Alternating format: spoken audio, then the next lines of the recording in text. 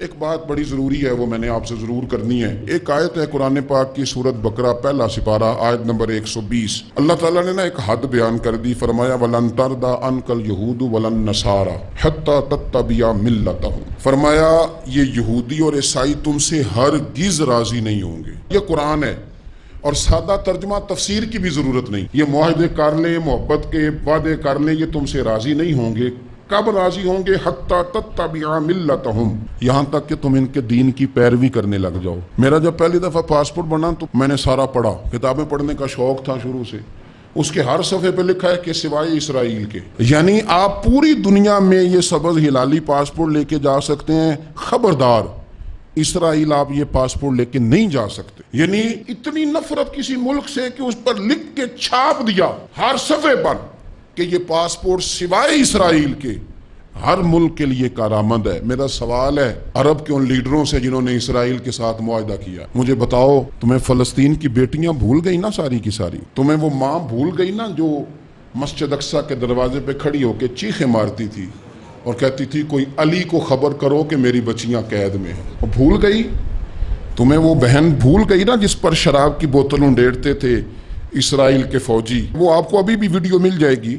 وہ انڈیلتے تھے شراب کی بوتل، اسے پکڑتے تھے، دست درازی کرتے تھے، اور وہ بیٹی کہتی تھی یا رحمت للعالم۔ بھول گیا تمہیں وہ سارا کچھ؟ تم نے ایک منٹ لگایا اور تم معاہدہ کس سے کروا رہے ہو؟ امریکہ کے صدر سے؟ اتنا ظلم کیا تم نے، اتنا قاتل کے ساتھ معاہدہ؟ کیا سمجھتے ہو فلسطین والوں کا کوئی والی وارث نہیں؟ سنو، میرے رسول کریم صلی اللہ علیہ وسلم نے فرمایا میرا کوئی مالدار امتی دنیا سے چلا جائے، پیسے جائیدادیں چھوڑ کے جائے تو اس کی اولاد میں بانٹ دینا، لیکن اگر اس کے ذمہ قرضہ ہو تو میرے پاس آ جانا، میں اپنے امتی کا قرض ادا کروں گا۔ جس کا کوئی وارث نہیں ہوتا مدینے والا اس کا وارث ہوتا ہے، میں قرض دوں گا اپنے امتی کا۔ کیا سمجھتے ہو فلسطینی لاوارث ہے؟ صبح قیامت نبی پاک تم سے سوال کریں گے، تمہیں اللہ کے حضور حاضری دینی ہے۔ کیوں نہیں صلح کرتا اسرائیل فلسطین کے ساتھ؟ لبنان کے ساتھ دوستی کیوں نہیں کرتا؟ شام سارا کٹ گیا اسرائیل کی وجہ سے، راج تمہیں خیال آیا ان کے ساتھ معاہدہ کرنے کا؟ ہمیں سبق پڑھاتے ہو خدا سے ڈرو۔ اور پھر اقبال کہتے ہیں مسلمانوں سے مایوس نہ ہونا، حکمرانوں سے زیادہ امیدیں بھی نہ لگانا۔ وہ جو چھوٹے چھوٹے لوگ نکلے تھے نا صحرا سے، بظاہر غریب تھے، بظاہر ان کے پاس مال نہیں تھا، وہ خالد بن ولید جیسے، وہ سعد بن ابی وقاص جیسے، بظاہر ان کے پاس زیادہ اسلحہ نہیں تھا۔ اقبال کہنے لگے مایوس نہ ہونا، یہ نہیں کہنا بن کچھ نہیں سکتا، فرمانے لگے رات میں نے سنا ہے فرشتے آپس میں باتیں کر رہے تھے۔ واہ اقبال، تیرا بھی انداز کتنا نرالا ہے۔ کہنے لگے رات فرشتے آپس میں باتیں کر رہے تھے، میں نے سن لی ہیں۔ بھلا وہ کیا کہہ رہے تھے؟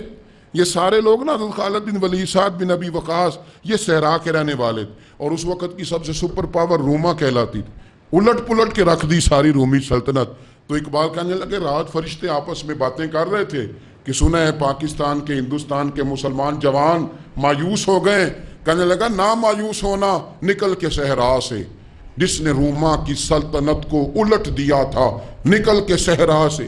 گرمی دیکھو اس شعر کی، ولولہ دیکھو اس مرد کا جو مصور پاکستان ہے، نکل کے صحرا سے جس نے روما کی سلطنت کو الٹ دیا تھا، سنا ہے میں نے یہ قدسیوں سے، وہ شعر پھر ہوشیار ہوگا۔ وہ کل باتیں کر رہے تھے کہ بہت سارے ان میں سے پھر جاگ گئے اور بڑی جلدی وہ بلاک بنائیں گے۔ سنا ہے میں نے یہ قدسیوں سے کہ وہ شیر پھر ہوشیار ہوگا، وہ آئے گا میدان میں، نکلے گا، اور انشاءاللہ یہی چراغ جلے گا تو روشنی ہوگی۔